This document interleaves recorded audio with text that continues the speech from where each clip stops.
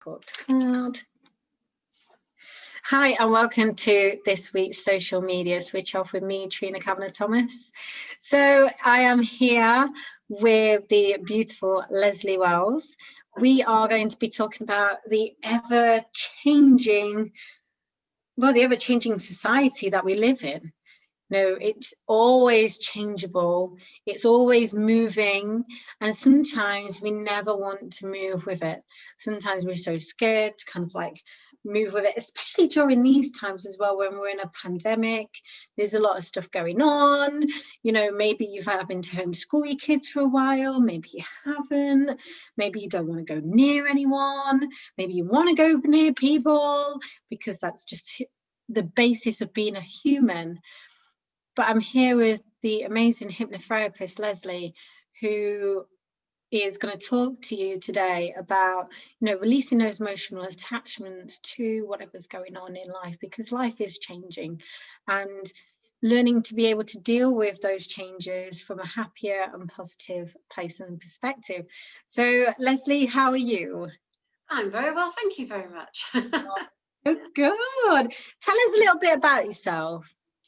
Well, I came into hypnotherapy just over 18 months ago, and when I first came in with that wonderful dream of I'm going to help everyone and anybody, and fast realizing that you really can't do that, but there are enough people out there for us all to be able to work with and help.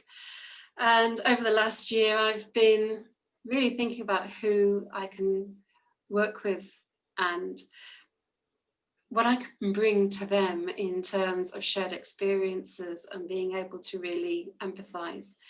And so it might sound a little bit strange to some, and it certainly took me by surprise because it wasn't a niche that I'd thought about 18 months ago, and that was actors and performing artists.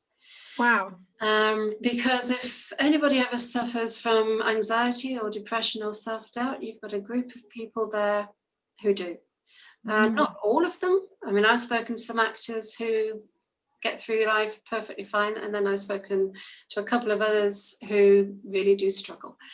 And like all of us do struggle in life, but they are perhaps deal with a bit more than their fair share. So as well as dealing with it in their lives, they deal with it in their professional life, and then they have time outside of work when they have downtime, and that's when they start the self-doubt because the phone isn't ringing, or they ever ring again, will they ever work, and that sort of thing. And then of course in this year, along with the rest of us, they've been stuck twiddling their thumbs wondering when their industry is going to pick up again. Yeah, so, absolutely. Whether it's concert performances or whether it's stage or even television and film, it's all in abeyance at the minute. Nobody really knows what's going to happen. So they're probably sitting there, some of them chewing their arms off, wondering what to do. So I want to be there to support them and help them, make them realise that, that they have a value. They are still have that worth. That they shouldn't lose faith in themselves. Absolutely, and especially during these times now, there's a lot of theatres closed. There's obviously no productions going on. There's nothing happening for many people, and they're out of work, and it's just such a sad time, and we need to be empowering people to to be able to deal with these times, especially if they happen again. You never know if they're going to happen again. Obviously, we don't make the rules as ourselves individually as a human being. They are made by governments, and those governments then may put a restriction on what we do in life, how we do it. And sometimes it's not just the artists and the performers who may get stopped in their tracks. It will be another industry as well. But it's just amazing to hear that you're doing something for people who are at a disadvantage during these times, but needs an advantage and needs to be able to get out there and get up again, and and understand that things do change, but you can be happy in the process. Yes, quite. It's that remaining positive, even though sometimes you think that, you know, this ship is wrecked and we're going to just founder on the rocks. Yeah, absolutely. You've still got a lifeboat and a lifeboat you can get into. There is always a way of keeping going. Absolutely. And you know what, right? You can even be, you know, in your own bubble. That is okay. It is, you know, it's okay to be selfish at this moment in time, because your mental health, your well-being is so much more important. So much more important, because, you know, looking after yourself first, and then you're able to look after everyone else around you. And it's so, you know, it's so true, and it's so imperative, you know. I mean, Lesley, you know, you do hypnotherapy, you know, you do meditation, you do like so many wonderful things, and those, you know, those things help in some respects, and you know, they massively help change lives as well. Yeah, I mean, So I've recently, especially in this past year, you might have heard of it as well. This term, I don't like it personally. It's used to describe people such as myself in complementary therapies, but also people who are on a more spiritual level. We become referred to as woo-woo. Right? Oh, okay. I hate woo-woo. I'm not woo-woo. Yes, I'm spiritual. Yes, I connect to energies, but I don't. Woo-woo is horrible. It's a derogatory term. I don't like it. But more and more people seem to be turning towards that, and I think this year, one of the positives that's come out of an otherwise negative situation is the way that people have started to change the way that they think, not just in terms of themselves, but also in terms of the wider environment and how they connect to everything. What is really important in life. And I think that's what matters, and that is what can get you through a negative situation, is really focusing on the things that are important, and really nailing those important things, and realizing that being attached to material items, to the thoughts of money and everything else, aren't the things that keep you going. No, it's more, you know, and I suppose I'm finding this myself, it is more about your health more than anything, than anything, and the way you feel as well. And you know, I think, you know, the more we feel, you know, the more we feel, the more we heal. It's so true. Now, obviously, there are going to be people out there who may watch this who are just feeling, you know, just in a really dire situation. Sometimes those dire situations are the turning point. We've all heard of the stories, hitting rock bottom. I hit rock bottom, and the only way that I could go was up. And that's what it is. And that's what it feels like. It is. And if people like us can help some of those at a rock bottom by throwing them down the rope ladder to help them up, then yes, I'm all for that. You know, absolutely as well. But a lot of this stuff, you know, a lot of this stuff can come from emotional programming, and the way we've been programmed through society, through families. You know, our families are great. It doesn't mean that they've done anything that, you know, that other families haven't done or anything like that. Our families are all great, but there is an emotional program, whether it's tribal, whether it's you know, through generations old. There is a programming within us that gets carried on and carried forth, and it's usually based on quite negative programming as well. Tell us more about that. Well, just thinking about in terms of how things have been this year, and people have struggled not just from the health point of view, but a lot of people have been struggling from a financial point of view, because quite a few people have lost their jobs through this. Others have found themselves on less money. And a lot of people in general are feeling quite uncertain. And we have this ages-old programming in us to focus on the lack and not the abundance. We focus on the negative rather than the positive. So when you focus on the lack, you will then manifest towards you the lack. You won't manifest the abundance. You're thinking, I haven't got enough, I haven't got enough. You're not thinking on the positive side of trying to manifest more of what you need. Yes. something on the lack, and that's what it keeps coming back to you all the time. And same with negativity. At the same time, we have this really annoying habit of focusing on negative the whole time. Well, not all the time, but it is our tendency. And so you have media and social media that they know this. They're very much aware of this. And so they will feed into that negativity. And Absolutely. quite what the agenda behind that is, I suppose we can only conjecture, but it's the fact that this does happen. And so the more that we watch the news, that we immerse ourselves in all of this and in social media and the various topics and things that go around, whether it's genuine, authentic or not, the fact that it's there, it feeds into that negative mindset. Absolutely. And to drag us down, it's like wearing lead boots. And I've stopped watching the news. I flatly refuse to watch the news. It's only playing one story anyway, so I don't watch it anymore. Same. My Facebook is, I have no notifications on my phone anymore. So when I pick up my phone, I can't see that there's various things that have happened. So I pick it up, think, no, and put it down because I don't think anything's going on. Then I have to remind myself a couple of times, oh, let me just check to see what's happening. But there, I'm not governed by it anymore. Which is really, which is a really good place to be in.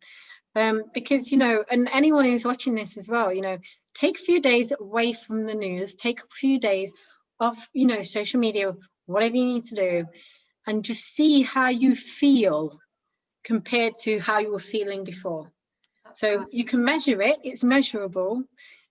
For anyone who's completely sciencey out there, I love science anyway, so does Lesley, so there you go.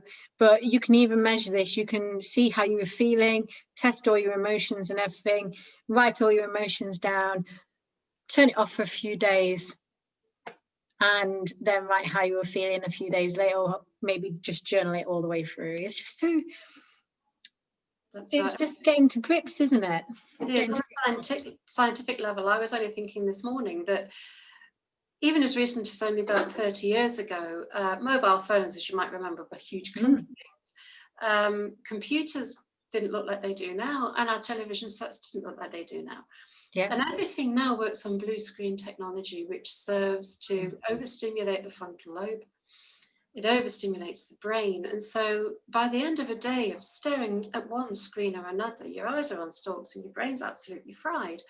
But because you haven't moved very much, your body's still sitting there saying, well, we're going to do something then.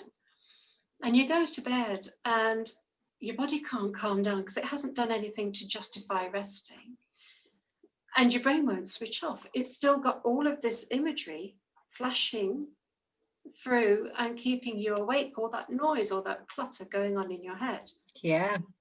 And we become governed and dictated to by all of these screens, and we forget there was a time, well, some of us forget. I think if you're under 5, you probably won't remember, but for those of us older than the age of 30, we'll definitely remember a time when we didn't have all of this. Yeah, absolutely. And I think from a mental health perspective, we were probably in a better place. There's a bombardment all the time.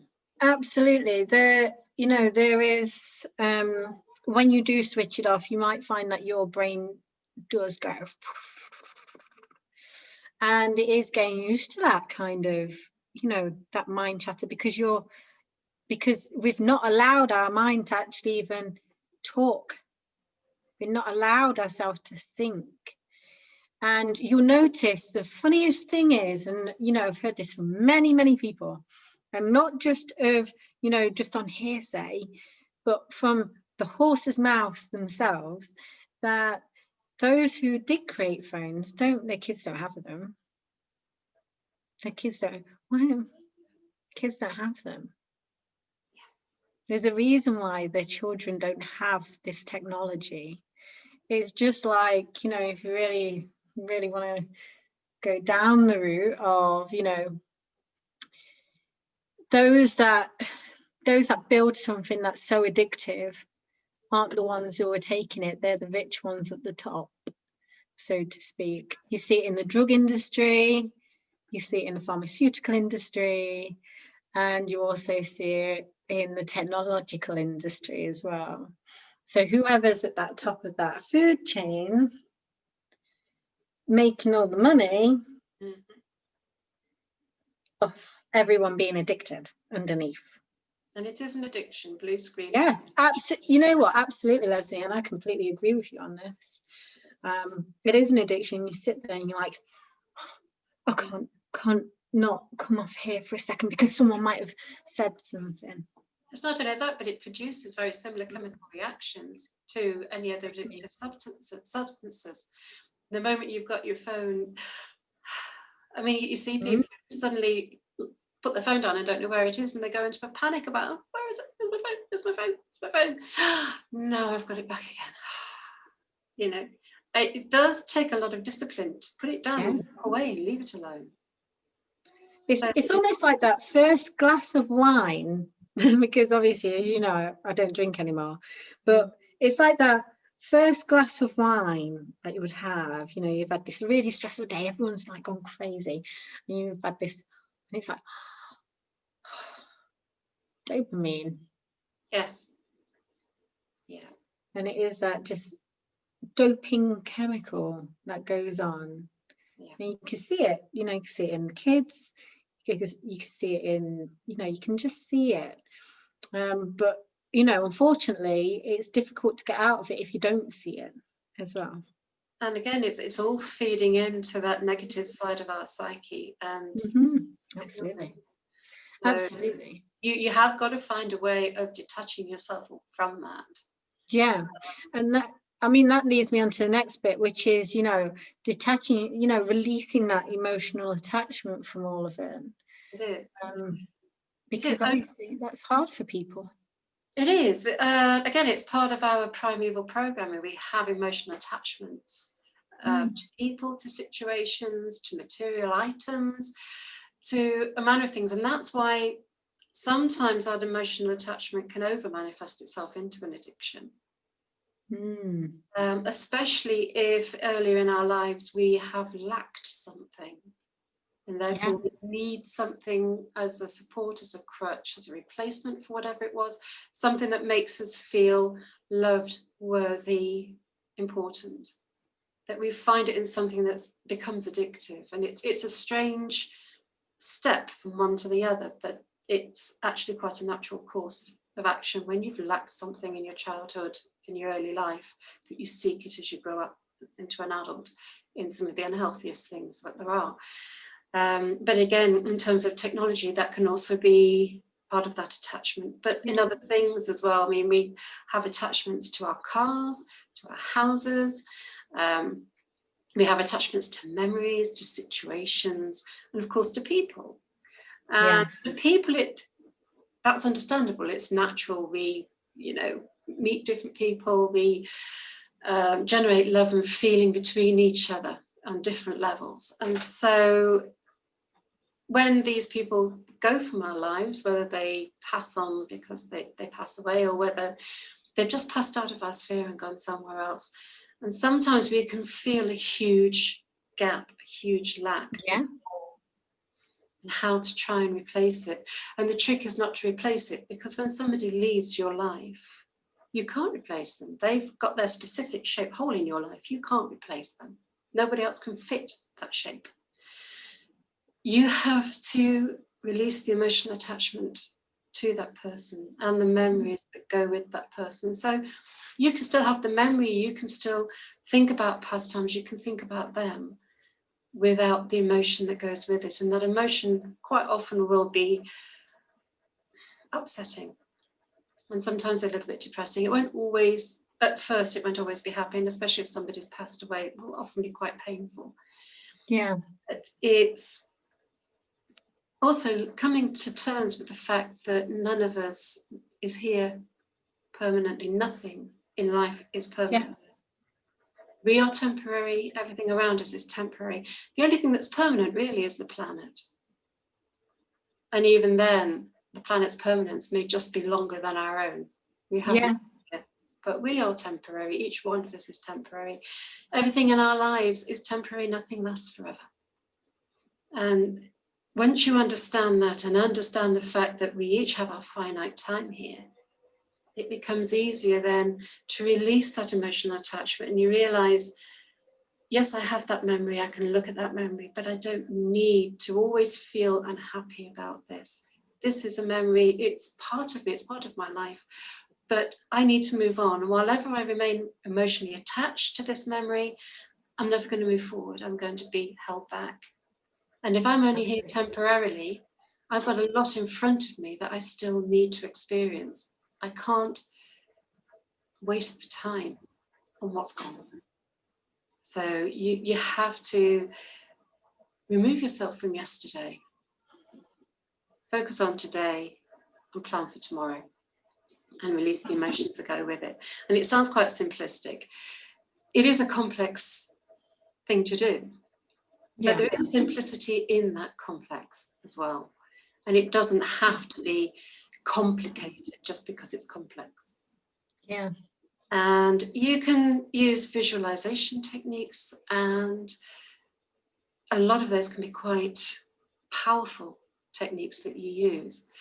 So whether that was going to be your next question, how to use emotional technique. No, the next question was, how do you remain positive in that ever-changing society? You did answer some of that question. Yeah. I think it comes from understanding that everything is ever changing, because nothing is static, because nothing is permanent. And so we change.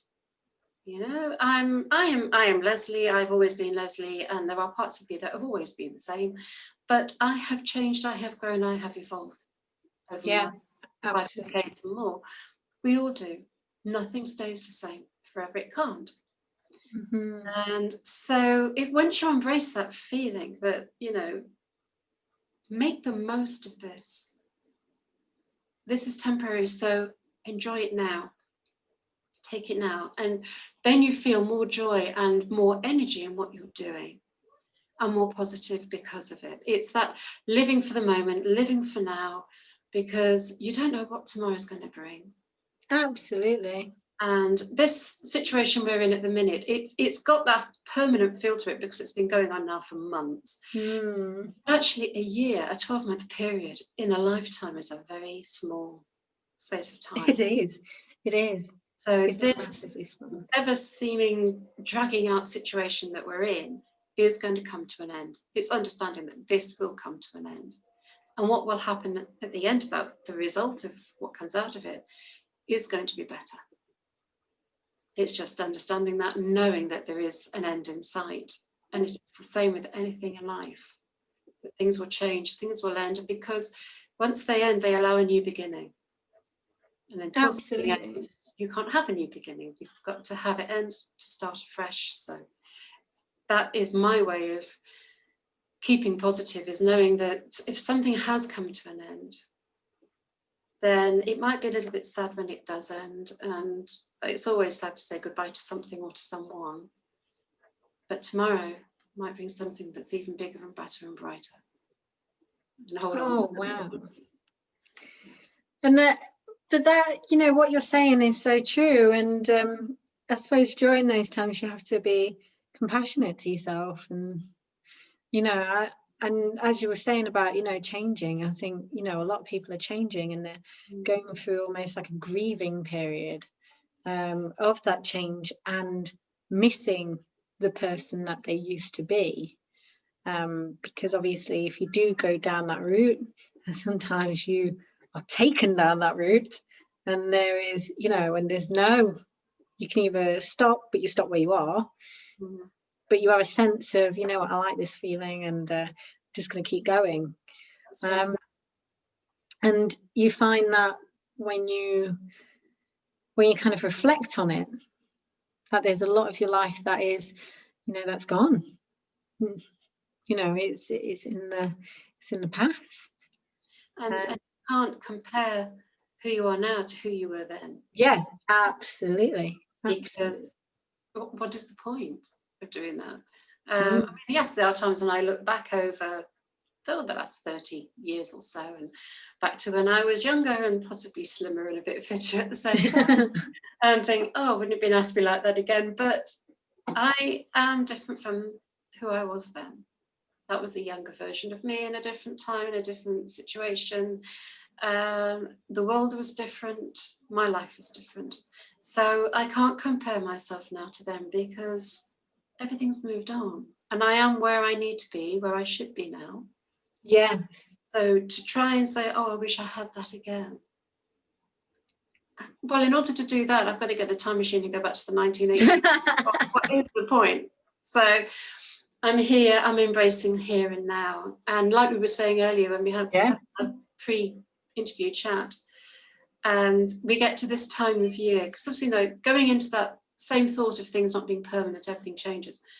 Within 12 months, you have those seasonal changes. Absolutely. Seasons change. I look outside my window now. We've got a bush in the garden that's got the most vibrant flame red leaves on it. It's absolutely beautiful. And only a few weeks ago it was green. It just changes like that. It does. Now we've put the clocks back, so the days are ending that bit earlier. The nights are getting a little bit longer and the daylight hours are shorter. And rather than look at it as the darkness of winter, oh God, I can't wait. Oh, I want to hibernate. Oh, I wish it wasn't so dark. When you get the daylight out there, get out there and wrap your arms around it. Get into it. Yes. And don't worry what the weather's doing. As the Scandinavians say, there's no such thing as bad weather, only the wrong clothes. So get ready, get out there and embrace it and enjoy the daylight that you've got. Don't sit staring at it through a window. Get out there. Enjoy the change in the seasons, and it's only going to last for 12 weeks. Exactly. And not only that as well, it's like everything changes on a day-to-day basis, on a month-to-month basis. Even we got the sunrise out of our back garden, so I get up in the morning and watch the sun coming up over the back of the hill, and just even watching that the other morning and noticing the change, as it was a slow change at first and then it built up into this momentum, and then it's like faster after that. Don't know where that kind of comes from, because it's almost like this really slow build up and then almost like this crescendo and it just comes out. It almost reminds me of manifesting a bit as well. Yeah. Where someone's asking so much for something and it's actually coming, it's just taking a little bit of time. Then when it does come, everything just builds up. But yeah, just you're completely right. That getting out, noticing the changes. We've got holly on our tree just here. Noticing like the different changes, the different birds that are going to be around now, and I think I love this time of year anyway, so for me it's like it's fabulous. I know for a lot of people they can feel that there's a lot going on, and there is a lot of stuff to do with that as well, especially vitamin D in particular, and whether your body is absorbing vitamin D as well, because some people don't absorb it, so it might be a case of eating other things so you're able to absorb it. But it is about trying to be as tapping into that positive rather than the old negative emotional programming that we've gone through, because sometimes we do like the negative. We like to be negative sometimes, even though we're seeking positivity. We are seeking positivity.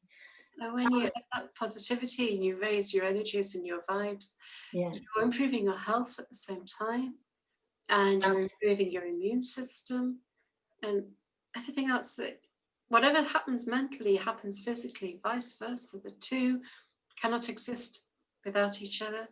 You cut the head off, the body dies. The two are intrinsically linked, and again it's a conditioning that we are led to believe that the two operate separately from one another, and that they don't have this connection. But you've got nerves that go from here all the way down through your body. Yeah, everything is connected, and when something, as you know, is out of whack one place, it upsets it all over the place elsewhere. Absolutely. So keeping that positivity and just looking for the light at the end of the tunnel, the beacon in the distance or whatever, focusing on that is a great way of just keeping your mood up and then keeping your immune system up and keeping your health in a good place. That is brilliant, and there's such a great thing to end on as well. Thank you so much for being here today. Where can everyone find you? You can find me on Facebook, and I have a business page which is Hypno Freedom, which that has a hyphen in the middle of it. And I also can be found on Twitter. I've gone back to Twitter. Yay! I've even got a small presence on Instagram, if you must go on there and have a look as well. And I have a website which is www.hypno-freedom.co.uk, not .com, I'm a .co.uk. So brilliant. All of those places. Brilliant. And what we'll do is we'll make sure that the links are below. Make sure you click subscribe to catch the rest of our social media switch offs. And these switch offs are just for you if you want to take some time away and you don't know what's going on with your emotions or anything like that. But there's some amazing experts, just like the beautiful Lesley here, who are, you know, I want to make sure that you get to see that there's life outside of, you know, your phone, outside of your computer, and you can still run a business at the same time. So this is me, Trina Kavanagh-Thomas, with Lesley Wells, switching off for today. Back next Friday at 12:30. Speak soon. Bye. Bye.